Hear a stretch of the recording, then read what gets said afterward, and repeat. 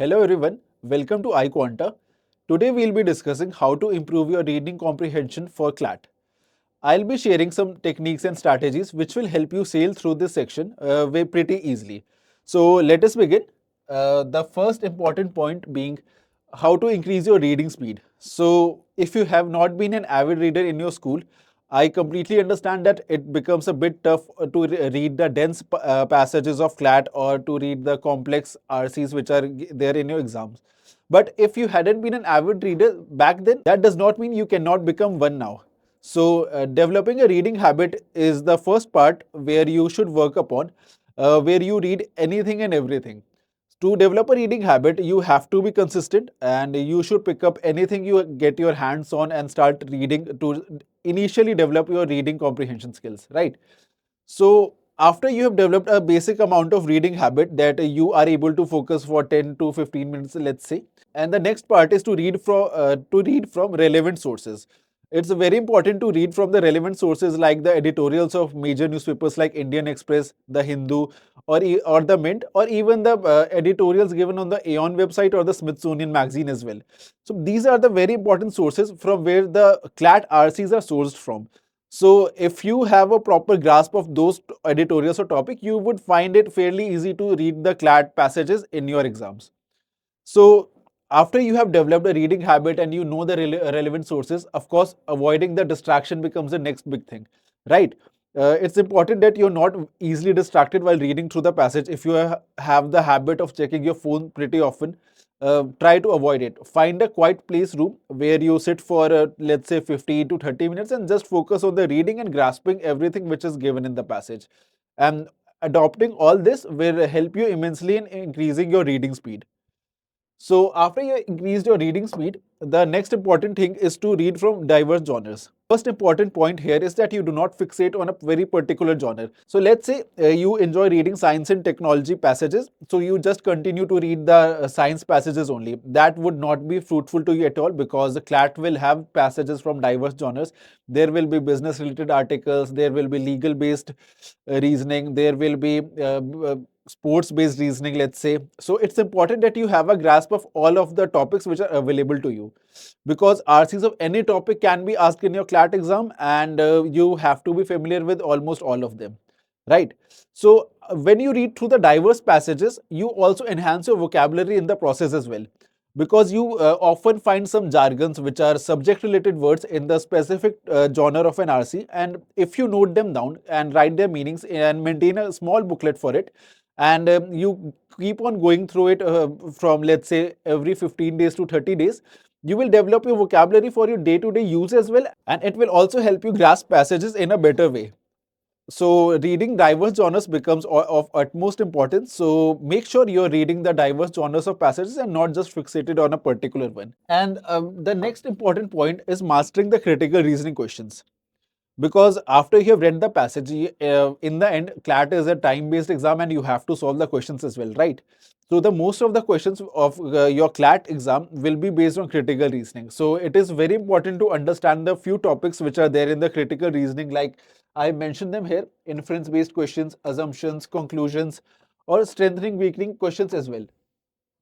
So, if you want to answer the questions pretty fluently or in a shorter span of time, it is very important that you master the critical reasoning part, right? So, attend the critical reasoning lectures, understand what assumptions are, how a conclusion is made, how you infer the information from the provided passage, and how you choose the relevant amount of information and choose the correct option as your answer in the question. So it is very important that you are very familiar with the important critical reasoning topics in case you want to ace your reading comprehension part. Adding to that, there is another very important point. Like we often have the tendency that, oh, okay, I know about the subject, right? I know this happened also about this subject. So that will not be helpful to you in your CLAT preparation. Keep that in mind, because the passage which is there, that should be the only source of information that you have with you. And if you apply your external knowledge in that passage, then of course you will be in for big trouble, boy. Because the external information which you use will definitely help you mark the wrong answers in your CLAT exam, and of course you might not achieve the desired score which you would have liked if you have just stuck to the information provided in the passage, right? And after mastering the critical reasoning, another important aspect is to how to read an RC. So it's the aim of reading an RC is just not to mindlessly read through the lines and get to the end of it. If you're not able to grasp anything, then the reading the passage alone will not be of any help to you, because your mind is wandering somewhere else and you're not grasping anything. You are just mindlessly going through the passage in front of you. You that would not help you answer the questions as well. So it is important while reading the passage, there are few techniques which you should follow, like major being focusing on the keywords there. Make a underlying note or note your keywords down somewhere in your booklet when you're reading a passage, so that you keep those keywords in mind and understand the flow of ideas which are going throughout the passage, the ideas which the author is trying to convey to you, right? That way you also make the note of an arguments after every passage. In that way you will be able to summarize what all you have learned in that paragraph, and just make a one line or two line note after every paragraph, so that you also connect the flow of ideas from the previous paragraph to the next paragraph. And it will also help you to answer the questions pretty quickly whenever you come back to reading the passage of a particular part. Since let's say a question is there uh, concerning a particular part of the passage, so if you have made the notes, you will know that which part of the passage what information belongs to. So it will also help you answer those questions faster. Other important point here is making a note of when the argument changes. The keywords like but, therefore, hence are very important, because let's say but is there in a passage. So after but, there will be the change of ideas and change of flow of ideas as well. So it's important to note that point as well, because a question concerning that change of idea could be asked in your exams, right? Change of ideas is also understanding the change of ideas is also an important part of understanding the reading comprehension passage perfectly. In the end, I'll go through this paragraph, which is a past year question. It came in your CLAT exam previously. And I'll go through the passage and tell you how I approach a passage and how I try to grasp the maximum information available from a given passage. So let's start. The passage says, I grew up in a small town not far from Kalimpong. So the first thing I notice here is I here. From this, I can infer that this is the first person account. This is an autobiographical account of the author, which the author wants to share with us. So I'll underline I here so that I keep it in mind that this is an autobiographical tone and the author is reminiscing or just, let's say, just sharing his memory through us. Let's continue. In pre-liberalization India, everything arrived late, not just material things but also ideas. So here pre-liberalization is important, and the arrival of everything late in the pre-liberalized India is also an important core part of the paragraph here. The author wants to convey that previously, before India was liberalized, the things which were available to people around the world arrived in India pretty late. Let's see what else the author has to tell. The magazines, the author gives examples. Old copies of Reader's Digest and National Geographic, these are two magazines that the author has mentioned here, arrived late too, after a news had become stale by months or often years. So this is the degree of latest which was there about the magazines or any other sources of reading material around the world back then. In India, they were months late or even years late. So the author explains how gravely the issue was for him, that things used to arrive so late for them. This temporal gap turned journalism into literature. See, the core of journalism is to provide information instantaneously. But since the information used to arrive the months or year late, they basically became stories of the past. So the authors compared journalism to literature. Let's continue. News into legend. So legend is basically kahawate. So the information which was news back then have become proverbs of now. So authors compared the news to legends and historical events into something akin to plotless stories.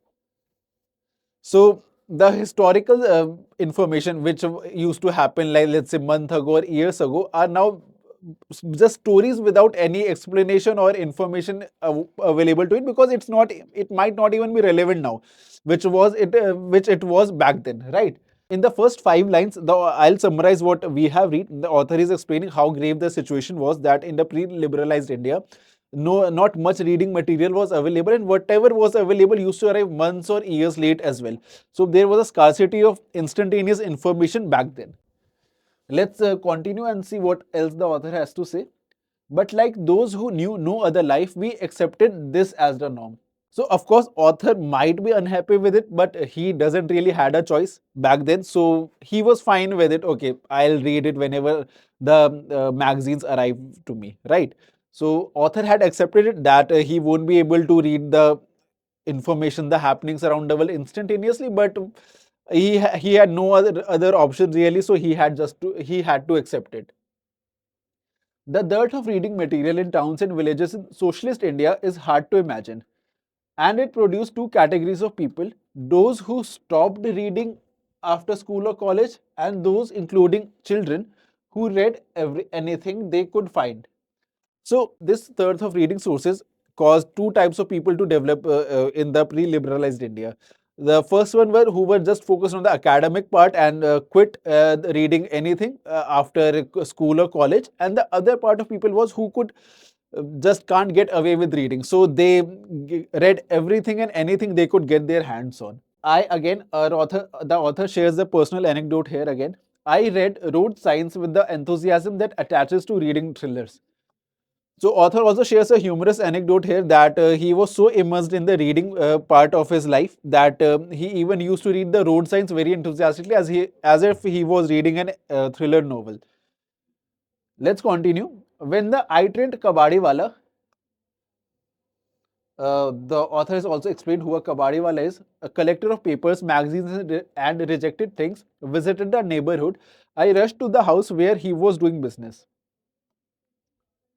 So, author also mentions the importance of the kabadiwalas back then, the importance of kabadiwala in his life as well. Whenever he used to collect the waste or the used magazines, the author used to rush to the place where all of those were stored. Let's continue.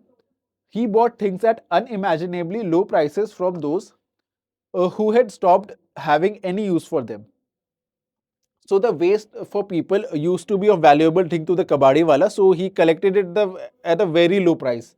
And I rummaged through his sacks of old magazines. Sometimes on days when business was good, he allowed me a couple of copies of Sportsville magazine for free.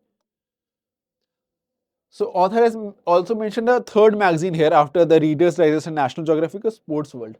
So the author mentions that during his good days, he used to get hands on the Sports World magazine for free even.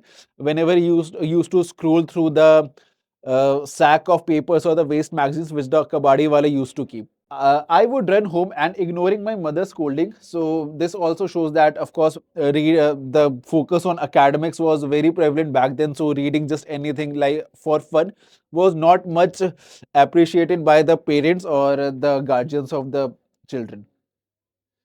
Plunge right in consuming news about India's victory in the Benson and Hedges Cup. So author would be very delighted when he used to read the information from the passages about India's wins in the Sports World magazine and anything related to the India's performance in the sports field. So that is all for this paragraph. I'll summarize it once. I want you to keep focus on how much I have underlined the important keywords here.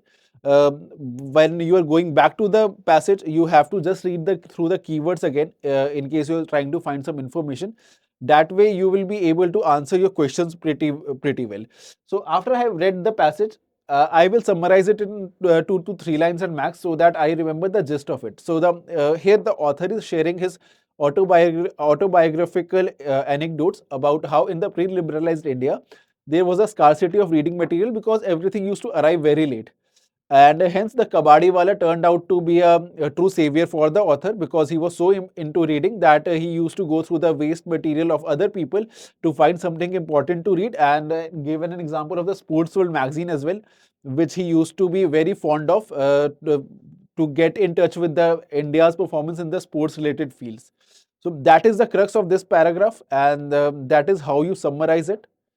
And that will be all for today's session. about improving your reading comprehension skills. I hope all of the techniques which we have discussed and all of the ideas that you have to apply while you preparing for your reading comprehension part for your CLAT exam, you will apply, and I hope this helps you immensely. So thank you all for joining, and all the best.